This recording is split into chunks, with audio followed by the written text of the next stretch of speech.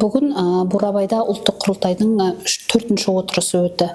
Мен үшін бұл өте маңызды, себебі жалпы тарихшылар құрылтай деген дүниені ерекше ел тарихында болатын оқиға деп таниды. Өйткені құрылтайда тек жаңағы үлкен өзекті мәселелер ғана емес, қарапайым халықтың да ойында жүрген түйткілді мәселелердің қордаланатыны анық.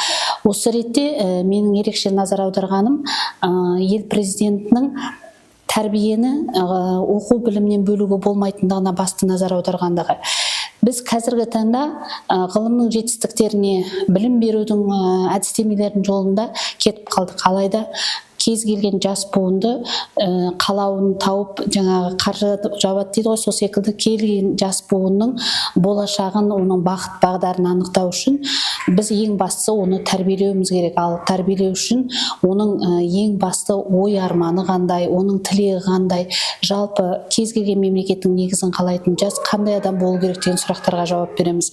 Адал азамат — ол адал еңбек ететін, адал табыс табатын адам.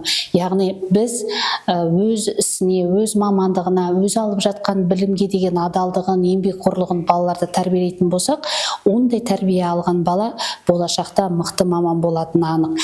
Тағы да бір ерекше назар аударған мәселем, ол жалпы былтырда өткен құрылтайда көтерілген, ол ономастика мәселесі.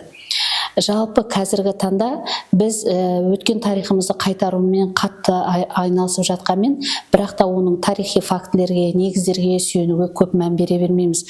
Көбі жаңағы жергілікті халықтың келісуімен ғана сол адамның атын берейік, немесе сол көшеге, немесе сол ауылға берейік деп халықпен келісе салады. Ал мен ойлаймын, бұл жерде ғалымдардың пікірімен де санасу керек.